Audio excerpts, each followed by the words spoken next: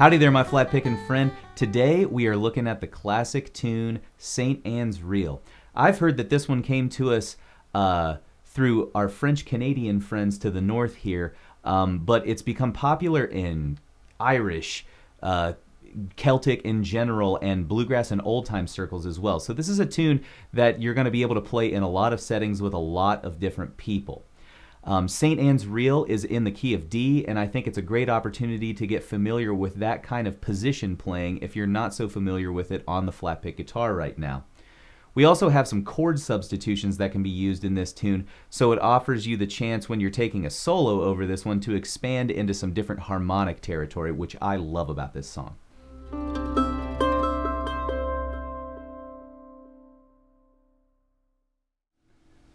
Before we dive into today's lesson, if you haven't had a chance to hit that subscribe button and that bell notification button below, please do so now.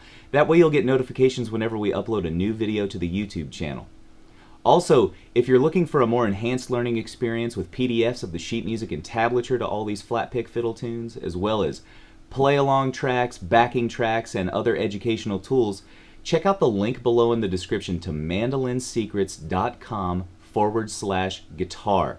There you'll find all sorts of information about the Guitar Club and how you can get access to these tools and our community where you can interact with other flat pickers about our lessons and anything generally related to flat pick guitar.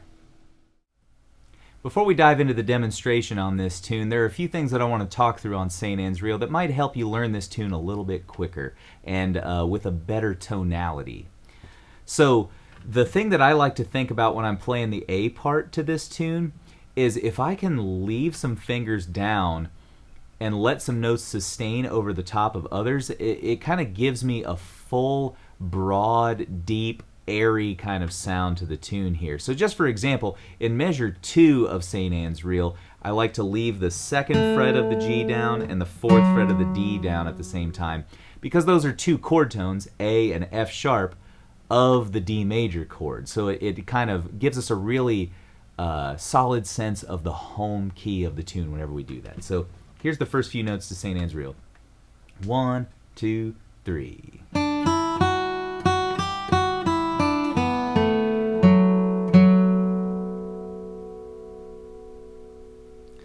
So you can hear all three of those notes ringing at the same time. That open B string from the end of the first measure kind of bleeds over top of those next two notes. And in my opinion, that's a really beautiful sound because that implies like a D major 6 chord, which is a really popular 1 chord in jazz music and stuff. So if you want this one to sound a little jazzier, you can definitely leave those notes down. Now, if you're going for a more staccato type of articulation, that's perfectly fine, but I find that St. Anne's Reel is one of those kind of sweet, gentle tunes that requires that kind of open, airy touch. So that's why I like to do those things in the A part, let those notes sustain. Another thing I want to talk through right now is we have some weird position jumps that happen in the B part. So I'm going to play through the first couple measures there just to give you an idea of how I tackle that. So if we play the pickup measures into the B part, it's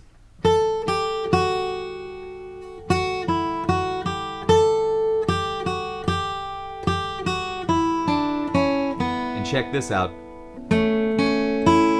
So I do my index finger and middle finger on those 2 frets right there.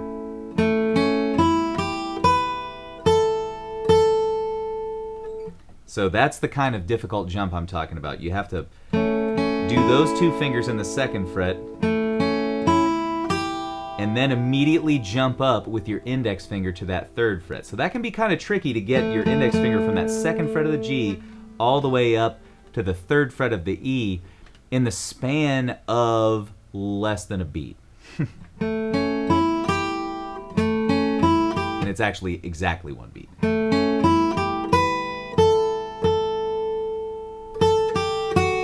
And then, after that passage, I actually shift back down, so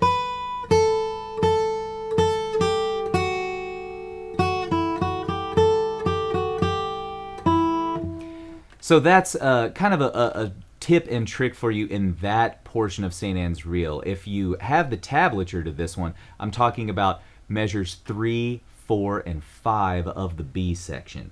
So definitely something to pay attention to, and as you watch the slow demonstration that's coming up next, really pay attention to my left hand through that passage, because you're not going to want to miss out on those kind of critical position shifts that are in there.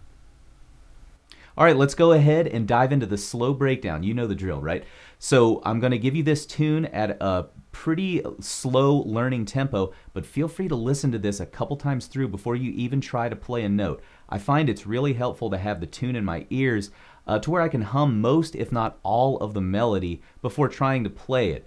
There's some kind of, what do I want to say, subliminal connection there to where knowing the melody kind of just makes it fall out of your fingers a little faster. So try that out. I really find this useful in my own playing.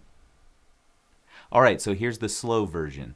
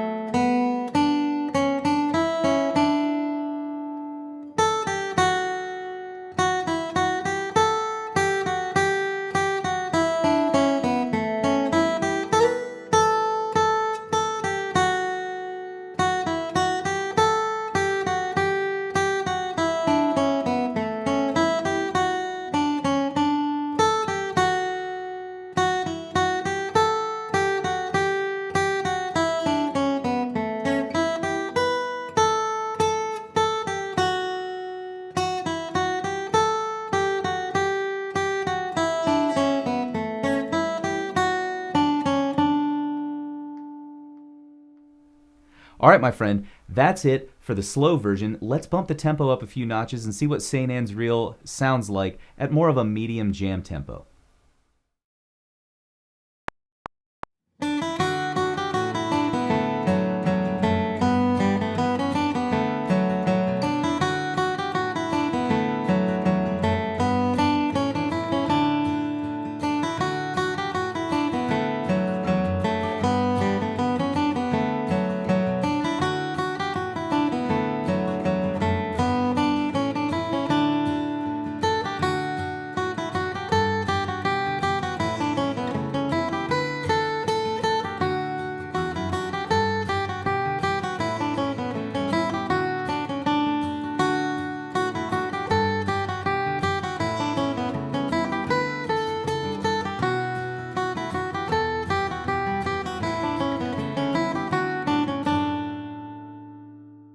Okay, that's it for St. Anne's Reel. I really hope that you try this one out the next time you get together with someone to jam. I think, like I said, it fits into a lot of different genres these days, and a lot of folks know it. So it's worth trying out. Okay, if you haven't had a chance to subscribe and hit the like button if you enjoyed this video, that would be great. It would really help us out here on the channel. Also, leave us a comment below and let us know what you think of these lessons. We're really interested to know your feedback and kind of tailor our videos going forward to what you want to see. All right, my friend, thank you so much for watching this video. We'll catch you in the next one.